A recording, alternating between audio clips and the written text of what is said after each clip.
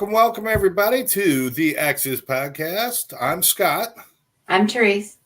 And we are here. This is an odd time. It's a Monday night. We know this. This is a pop-up show that we're doing because we want to keep track of some of our favorite killers and murderers and such. So, well, I wouldn't say favorite, but our interested cases. Yes, not our favorite people. They're not coming over for Sunday brunch or anything. No. But we were in midst of the Daybell case, and also the other case that is going on now, which we'll talk more about that later on in the week or something. But the Daybell case, Vallow-Daybell case, we'll call it. We can call it the Daybell case. She doesn't deserve his name. She does. Well, she's killed for it. I think she's earned it.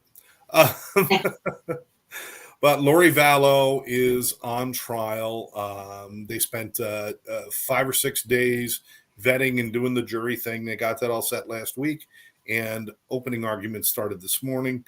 And we wanted to kind of give everybody a little update on what's going on.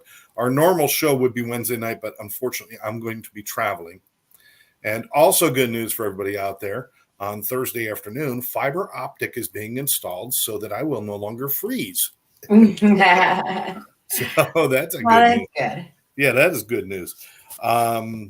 First of all, happy Easter to you and everybody. I hope everybody had a good one. Yeah. Did you spend time with the kitties? Well, I saw them Saturday for the most of the time because they were going to Syracuse. And then, but Emily came for brunch with Tara and I, and then I did get to see them because I dropped Emily off over there to drive to Syracuse with them. So I got to see everybody. Excellent. Mm-hmm. Excellent. And any special meal for Easter for you, or? No, we did brunch. Oh, you did brunch. Oh, that's good. Yeah. That's good. I cooked a 8-pound turkey breast. Nice. And, that thing was so huge, I'd hate to see what the rest of the turkey looked like. I mean, it would have been a monster.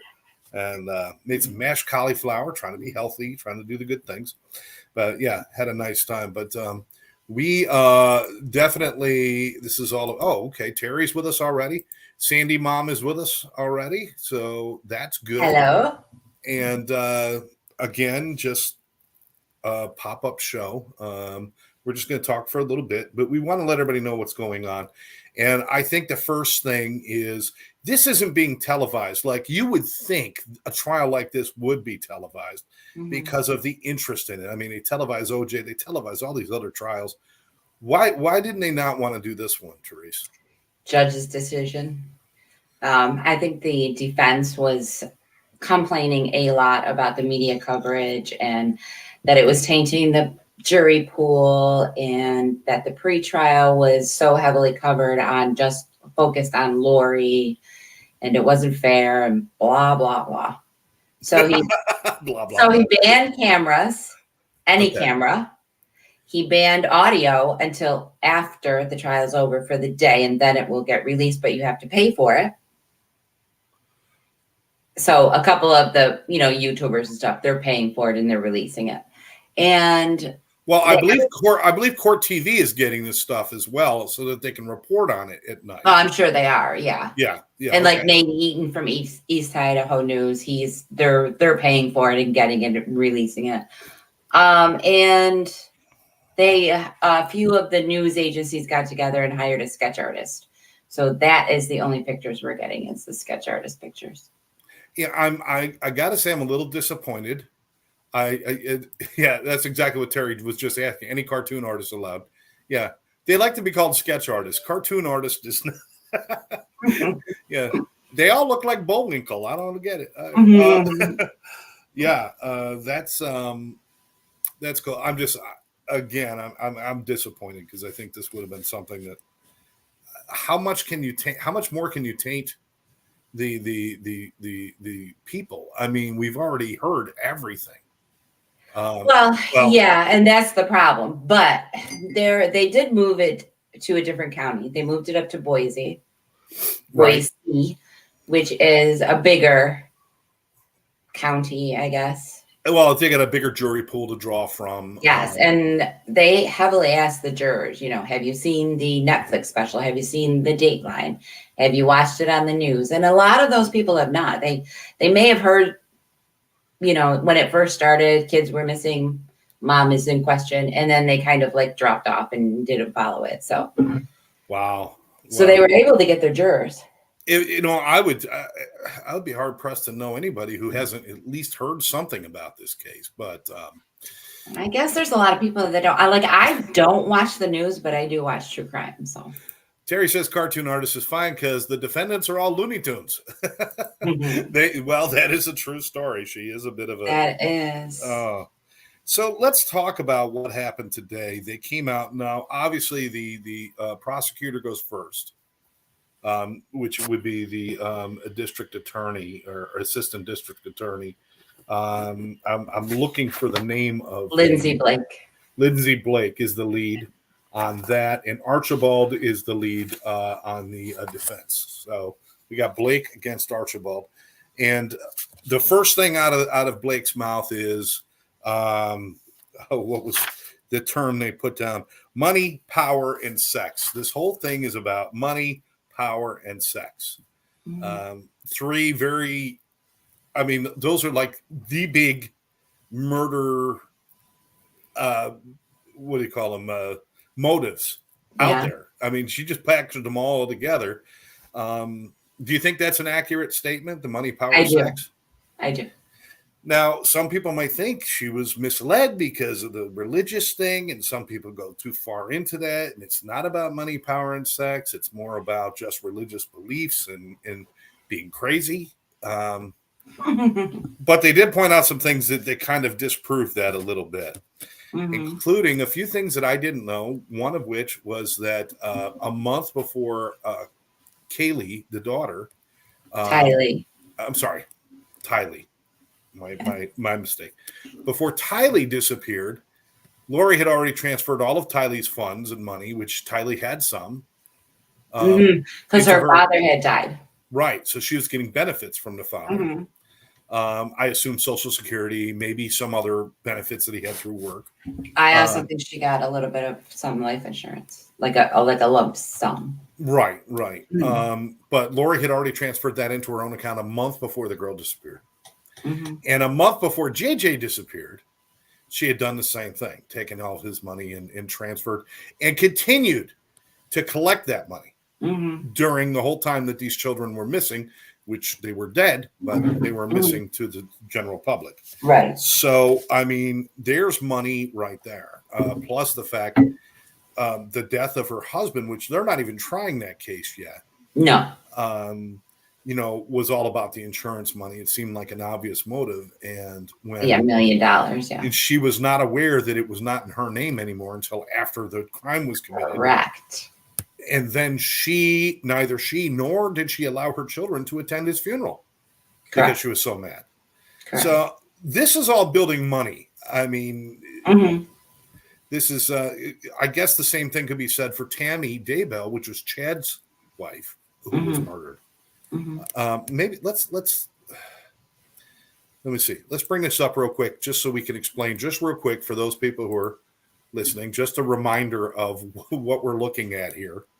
The two lovely people top and center there on our wacky wheel of pain and horror are Lori Vallow and Chad Daybell, who had an affair, then got married. After she killed her estranged husband. Well, her brother killed her. Her brother killed him in self-defense, but they're drawing a line that she set that up. Correct. And Chad's wife died. Correct. From mysterious circumstances. And then, of course, the two children were murdered. And her brother, who was a part of all of these things, with the exception of maybe Chad's wife, but we don't know. He was a part of all of these things and had a role to play in the death of the children and the death of Charles Vallow. He dies of mysterious circumstances, too. It was like, what did they think, a heart attack or something like that? No, pulmonary embolisms. Which is, I thought that was a heart attack. Blood clots in both lungs. Oh, okay. Okay. That's why you're a nurse. I'm not a nurse. I can get these things wrong. Yeah, there's going to be some things coming out about how close he was to Chad's house the night that Tammy died. But anyway, let them bring that up in court. And I'm not sure. Do you remember what the original, what they originally called her death? Originally, they said natural causes. Natural causes, and now they revealed today in court asphyxiation, which means she was either choked or smothered. You know, and I believe she was found in the bathroom, in the shower, or something. Or in the no, she was in her bed.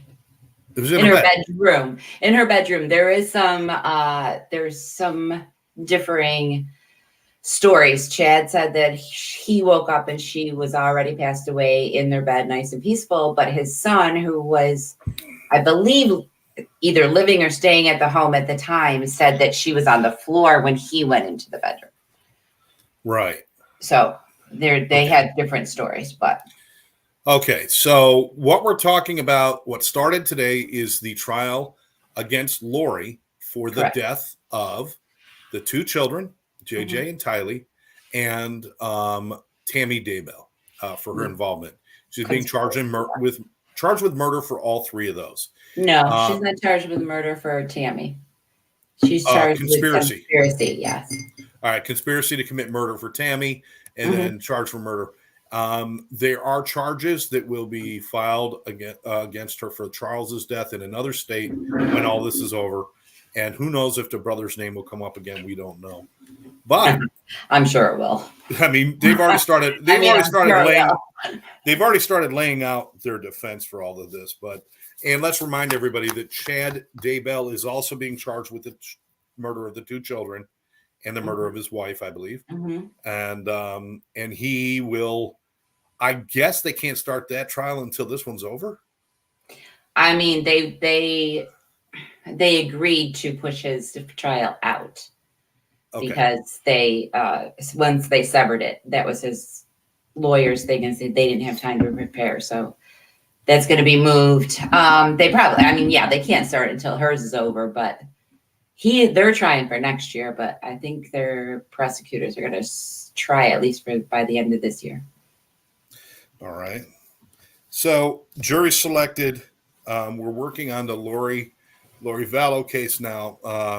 This is her with her lawyers. Both of them look like they've done time. I don't know for sure. It's just look at it. That expression on her face, according to all reports, was pretty much the same throughout the whole day today. There was, I believe you've heard the same reports. She had very little reactions, and she acted very casual about the whole thing, didn't she? Yeah, that's what I heard. Yeah. I mean, there's no camera, so we don't know. No. But I heard that she was looking around a little more today than she had been. Okay. All right. To see like who was there.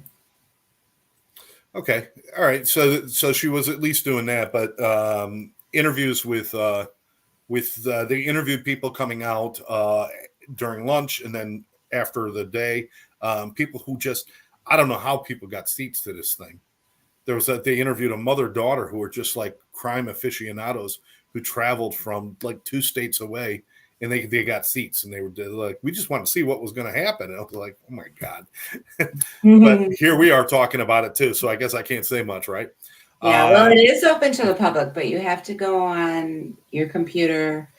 You have to have the link and you have to request a seat. Oh, okay. All right. By at 8 a.m. every day for the in courtroom, and then noon every day for the overflow. Yeah. So I assume the overflow has like a camera in there or a TV in there, and they watch. Yeah, they have a screen. Yeah. And everyone made the same comments about her lack of empathy in reaction, and that she seemed completely out of character for somebody who's facing these kind of charges.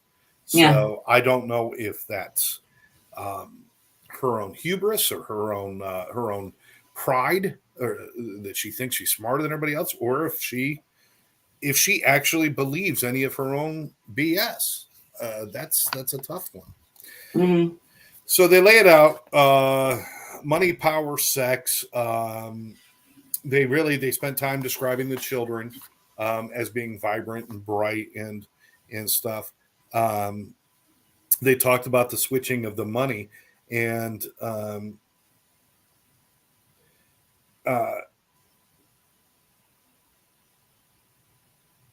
she was the prosecutor described her as a 49-year-old mother of five, a grandmother, a computer whiz by all accounts. Um, she wanted Chad Daybell all to herself, as well as the insurance money following Tammy's death. So, there's something else with the money too, because two people took the stand today. The opening arguments went faster than I thought they would. Didn't you expect those to be like all day kind of things? Yeah. Yeah. And I But think they straight to the point. yeah, they finished them up by like 10:30 this morning their time, or Oh, 11 o'clock their time, and they already went through two witnesses for the prosecution. One being JJ's uncle. You know what, the relationships in this family, who's actually the uncle and who's this? It was Tammy, or sorry, Lori Vallow's niece's husband. So however that works for the kids. Brandon Boudreaux.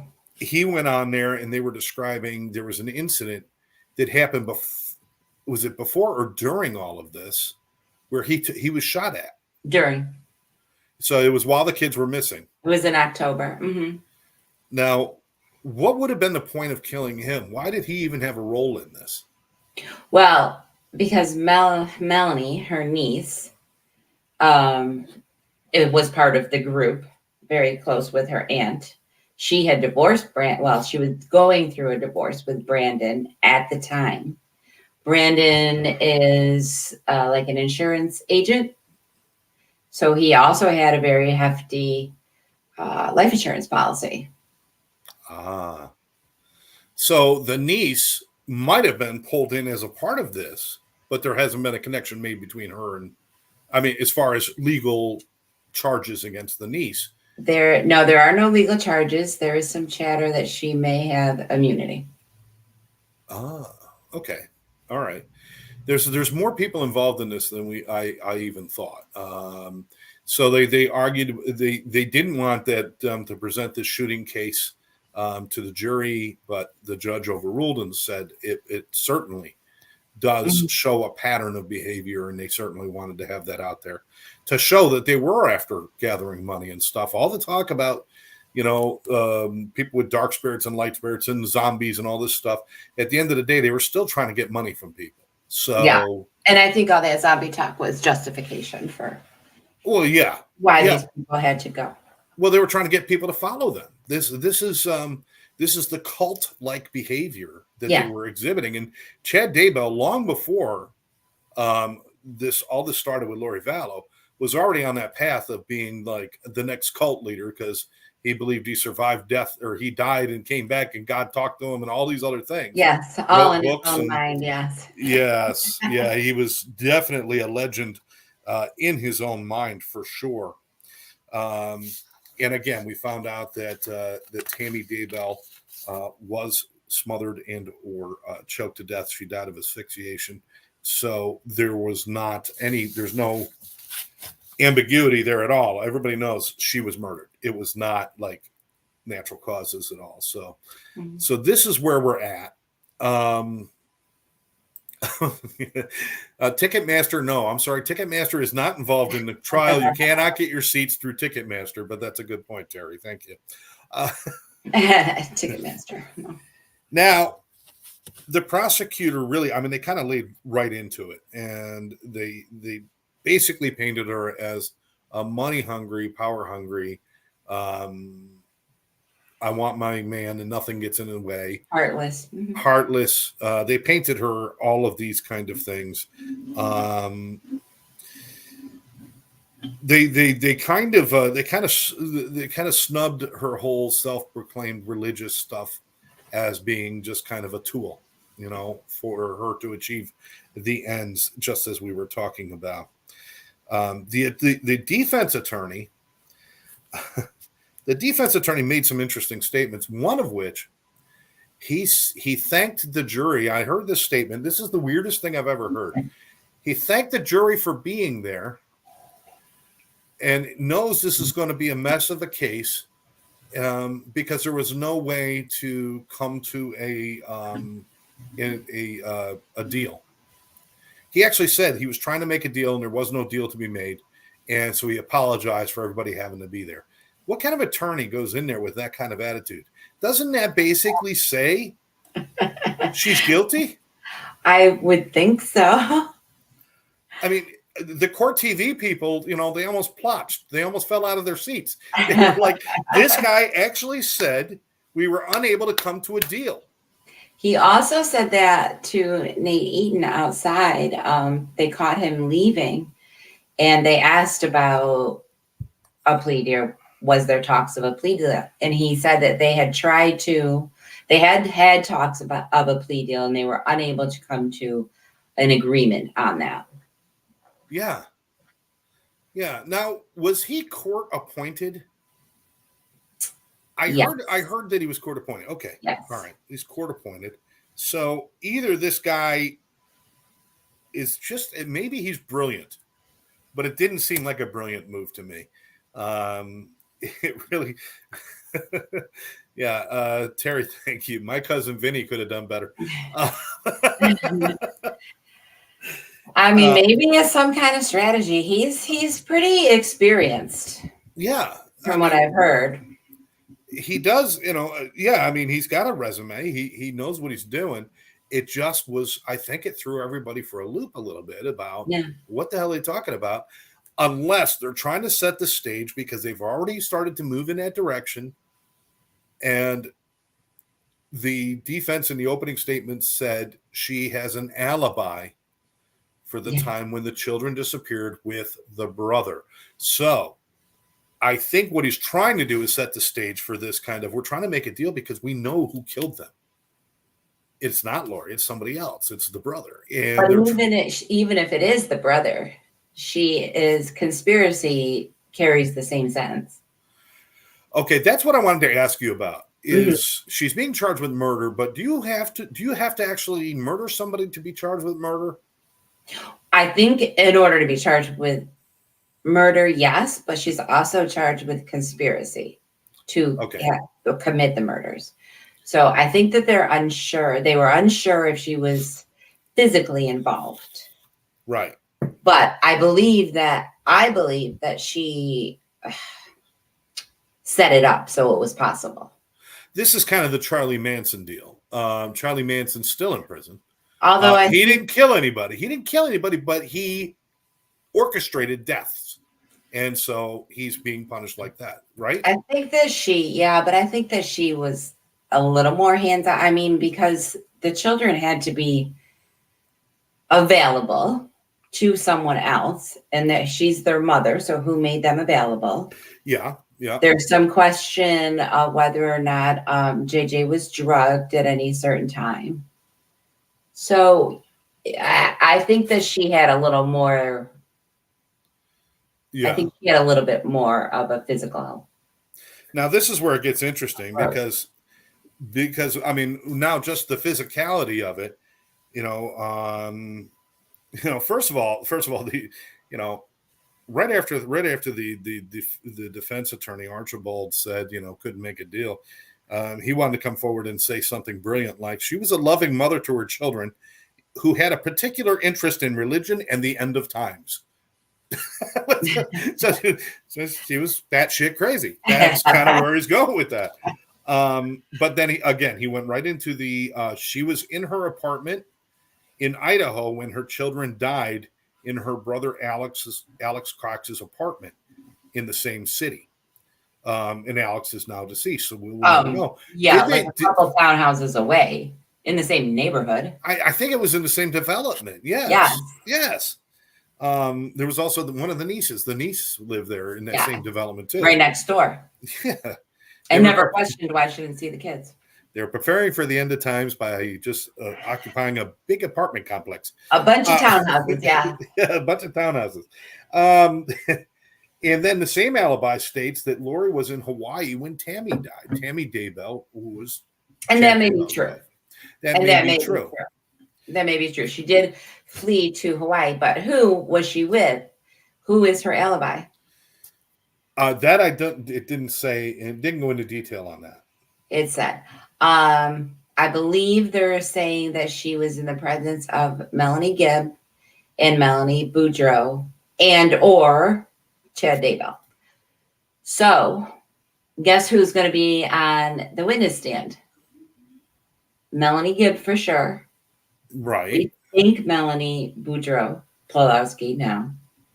So how's that going to work for an alibi if they are both going to testify? Could they put Chad on the stand? Oops. Sorry. Hold on. What just happened? Runaway microphone. Could they bring Chad Daybell in? No. They can't bring him in as a No, witness? because he's still under the Fifth Amendment. Well, he's still under the Fifth Amendment because his trial hasn't happened yet. Now, when Lori's trial is over, whether she's acquitted or convicted, she can be called to testify at his trial because hers is already over. Right. But no, he's protected under the Fifth Amendment.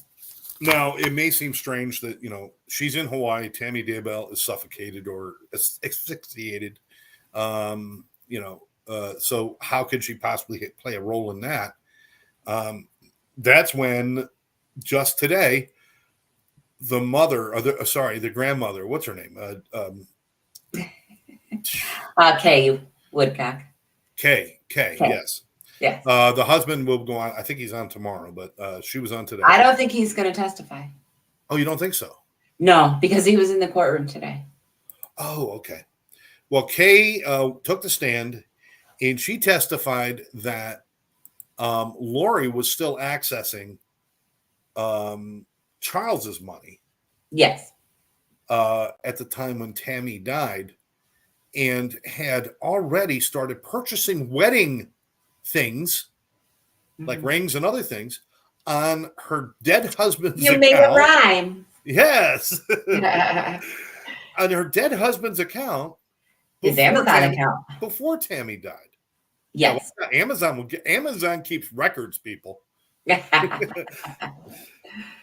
We still share an account. I know we know everything. Yeah, we still share an account. Why the hell did you buy that? No, but it's so that kind of like throws away anything about, well, I'm not involved, because how are you buying wedding things for somebody who's still married? Right. I think it was something like 2 weeks. She purchased them 2 weeks or so before. Yeah. He passed away. Yeah. So overall, what is your feeling on this and how we're doing this? What's going on with all of this? What do you mean? Well, I'm just wondering. Elaborate, please. No, I mean, you've caught up about as much as I have, and trust me, at the end of the week, we're going to have much more to talk about. We're gonna be deep diving each day that we can. Like I said, I'm going to be traveling a bit, but I'm going to be diving in as much as I can. But is this about what you expected them to come out just this quick and just start firing right from the start? Yeah, it was kind of predicted that that's the way they were going to do it. Now, they showed autopsy photos right during their opening statement. And I think that's like, I was watching some, because, I have an early day on Monday. So I was able to watch some of that other trial that we're interested in. And they did show some autopsy photos. And that one does have cameras in the courtroom. And that was very sad. Yeah. So I'm kind of a little bit glad that I didn't have to see these autopsy photos, because I would be watching it if it was televised or cameras in the courtroom. And I mean, even though it's not something I really want to see, it's something I wouldn't be able to tell myself, don't look. You know what I mean? Yeah. But I'm kind of glad that I didn't have that choice. Well, I've seen you in a scary movie, and I've seen you bury your head in a pillow and not look up at all. But when it comes to this stuff, you're fully engaged in it. You're engrossed in it, and I agree with you. When I did see that they did show images of the body in the opening statements, the bodies of the children and stuff. That was something I'm glad I didn't see. Yeah. I can imagine. I'm just my concern is that what we're working with here with Tammy, or sorry, Lori Vallow. My concern is that she's smart enough, and that she's always been smart enough to put like 2 or 3 people between her and the action, and that her husband was killed. It was her brother. She wasn't there. She showed up afterwards, almost like, yes, you can see. She showed up when the police were saying, "You can see I wasn't even here." Now our neighbors are going to think we're just crazy people. It's like laughing in the driveway. No, but she was there. She was there. But the same thing with the death of the children. Do we know? Did she keep enough separation because of her brother Alex, where she wasn't involved? Chad went and buried the bodies. They knew that, or at least they're pretty sure. I'm sorry. I'm playing with quartz. You're playing with what? Can't hear you. You've got unplugged or something. You back? No, you got you. Got you. I was playing with quartz. I'm sorry. I won't play with the cord anymore. She's getting bored. She's starting to play with stuff. Fidgety fingers. So my concern is that she put enough people. Now Chad seems to have gotten his hands a lot dirty. He woke up next to his dead wife. He buried the bodies. The brother apparently was the one who moved the bodies around and did all of that and possibly killed the kids. But there's no direct link to her physically doing any of these actions. Is that going to be like, what's that going to do? Well, as far as the conspiracy goes, I think that they have enough proof to prove that between digital text messages, emails, blah, blah, blah. And they have evidence that, she was getting Chad to where she lived under false pretenses. They have evidence that she asked her friend to out and out lie for her. Yeah. She was seen on video bringing her children's things in and out of a storage unit. Now, what mother, even if she didn't have anything to do with them actually getting killed, what mother is going to get rid of all of their things, put them in a storage unit, take off to Hawaii, not call the police? Well, I think that's where she really messed up. I mean, up until the point when it was after the fact, stop touching your stuff. I'm turning it down a little. You're a little loud. I'm sorry. I'm getting excited. Most of what she did prior to it seemed like she was keeping a bit of a distance between her and the incidents. But then afterwards, but not murders, but yes, but not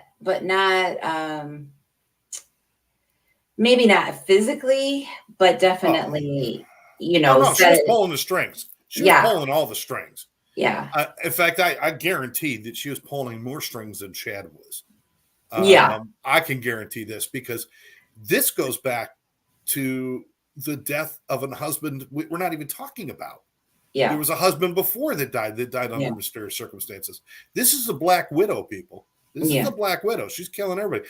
Chad should thank his lucky stars that he's going to be sharing a cell with Bubba for the rest of his life instead of sleeping next to this woman who could decide to kill him at any time. I'm just saying. Well, I don't know. Her little dirty deed guy is gone. Yeah, well, yeah, I know. And but her biggest mistake, and I think this is probably where the case is pretty much open and close. I mean, this is a slam dunk for the cases. How does somebody sit there and lie about where your kids are? If you're a mother and your kids are missing and you don't know where they are, you don't lie. You don't go on trips. You don't run off and get Well, married. she took off. They contacted her once, and then they came back the next day because they realized there was some stories that were different, and they were gone. They were gone by the next day. They took off in the middle of the night. Yeah. All of them. Alex, her, and Chad.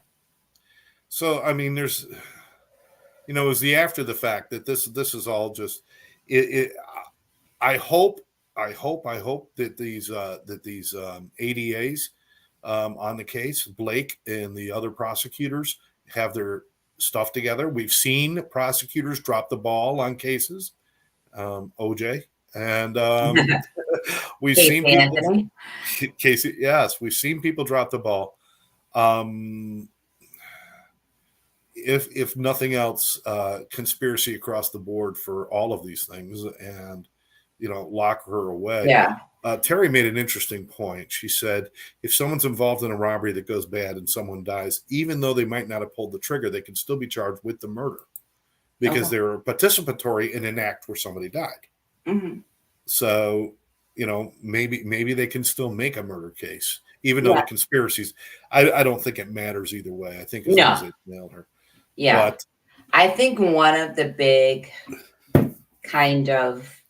big things is she was asked, and it was recorded, do you know where JJ is? And she said, yes, I know exactly where he is. He is happy and something.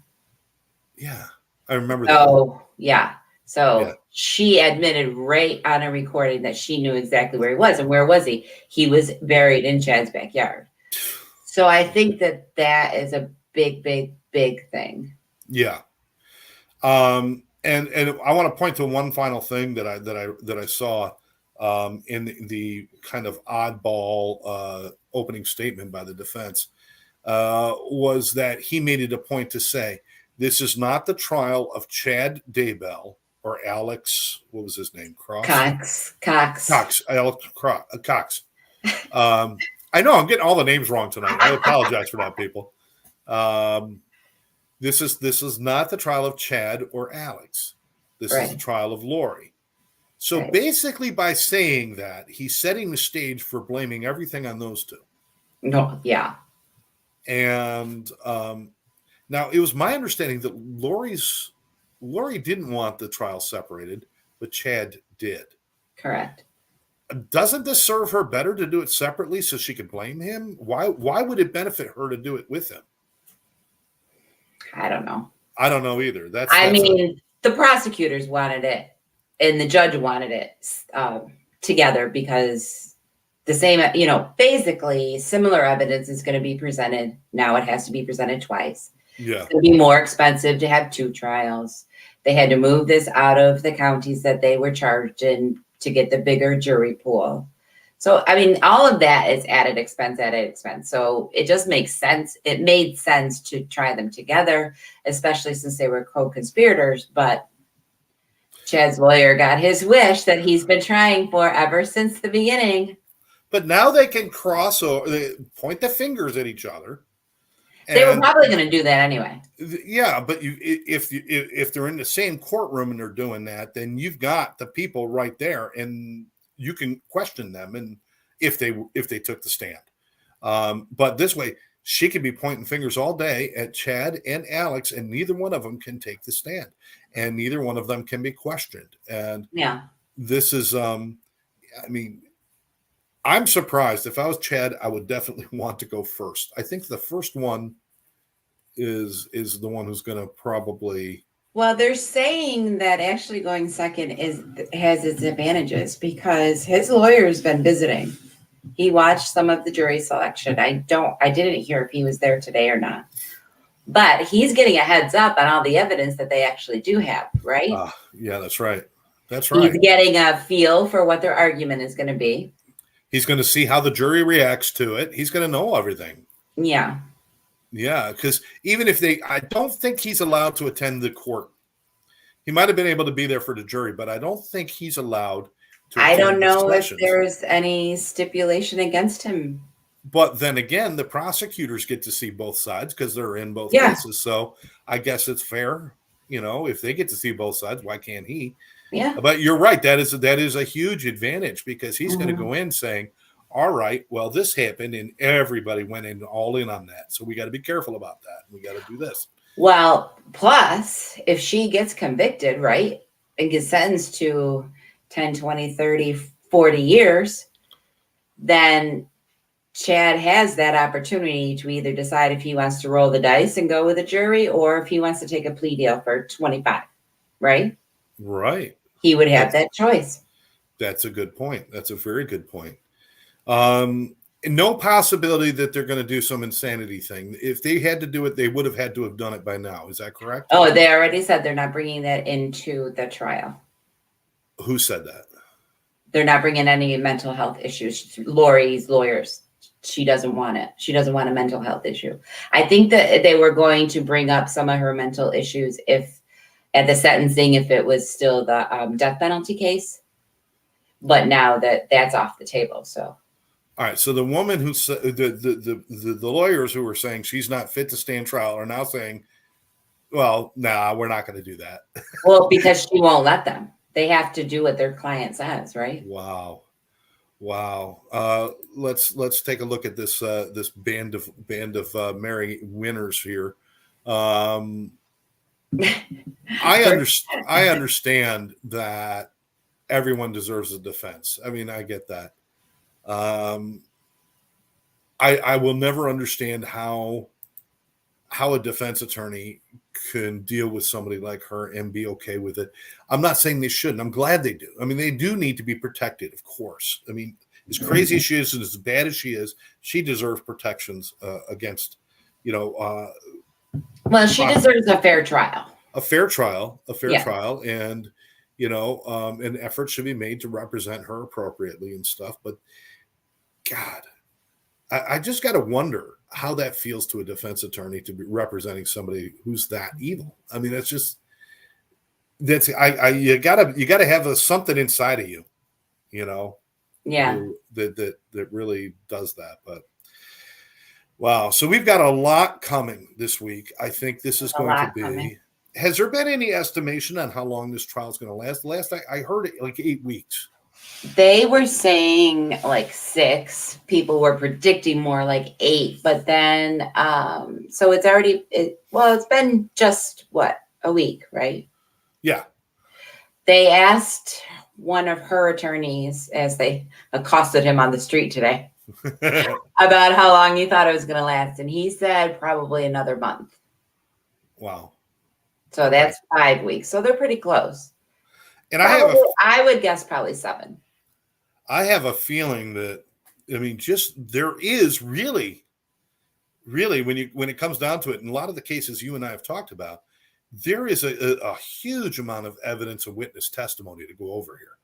I mean, sometimes it's like very little evidence and just a lot of speculation, and we got to dig deep into the science to every grain of sand. And this one's a lot more kind of out there, and it's more with the people and the lies that were told and the actions and the things that were, we caught on tape and other things.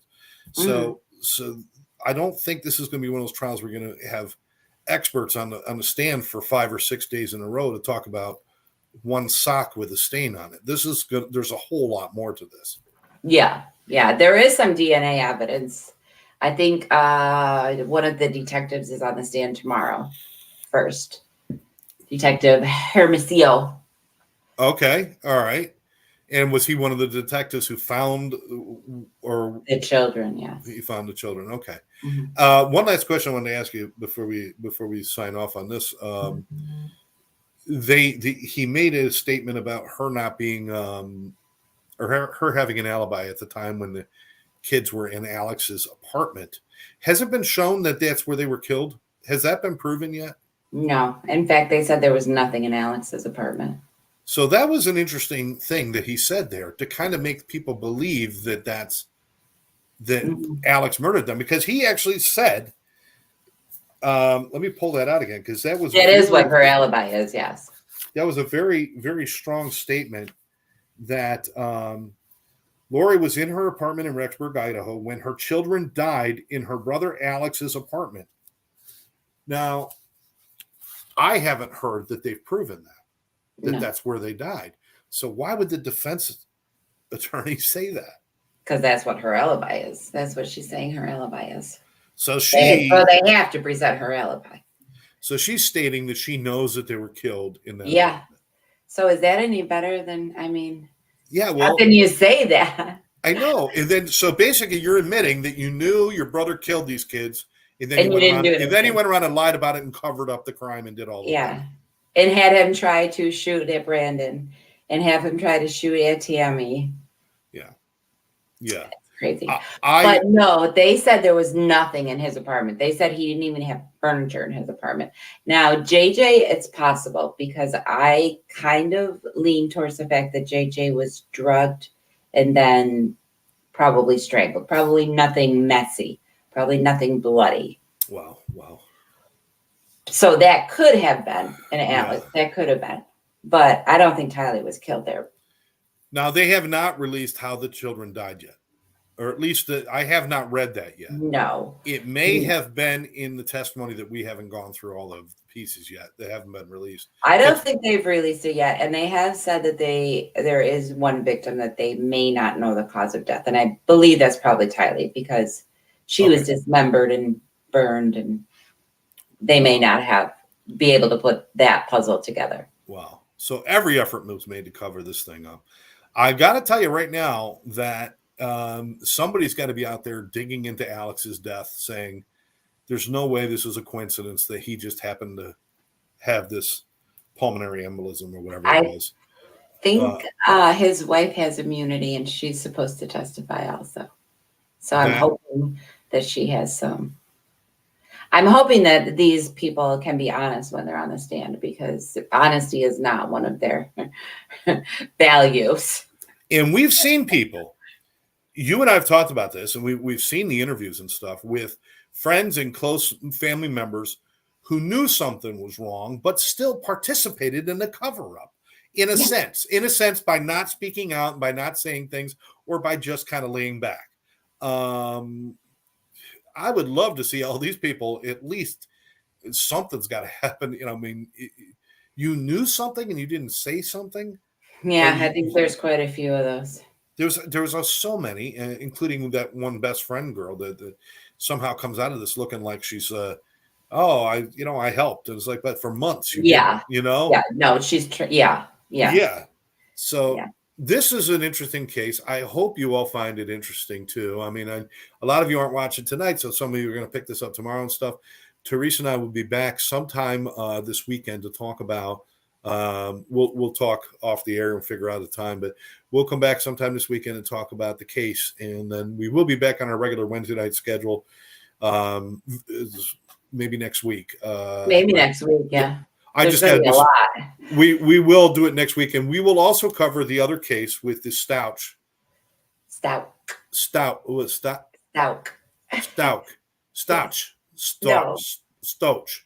All right. Although her lawyer says it wrong every other time he says it, so. Yeah, I know. They don't even know. It kind of makes me chuckle. How can you convict a woman? You can't even say her name. That's anyway. So we will be back with more of that on the Exes, and keep you guys apprised. And if there's anything you'd like us to cover, anything you'd like us to talk about, or something you'd like to share with us, just reach out to me or Therese on Facebook. Let us know. Let us know. Let us know what you think. And in the meantime, we will be gathering information and following this like a couple of bloodhounds. Yes. Final thoughts, Therese?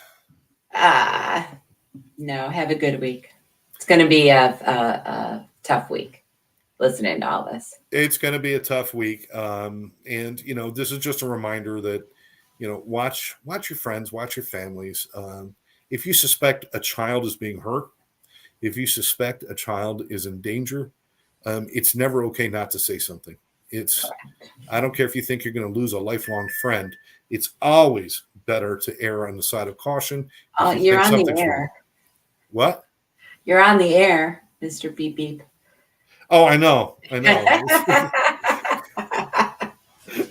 I, I try to ignore that I did that. My phone was on. All right. But yes, if you know something, you know somebody's suffering from something, say something. And of course, always be good to your neighbors, be good to each other, and take care of your families, people. For now, I'm Scott. I'm Therese. We'll catch you next time right here on the Exes. Bye-bye now.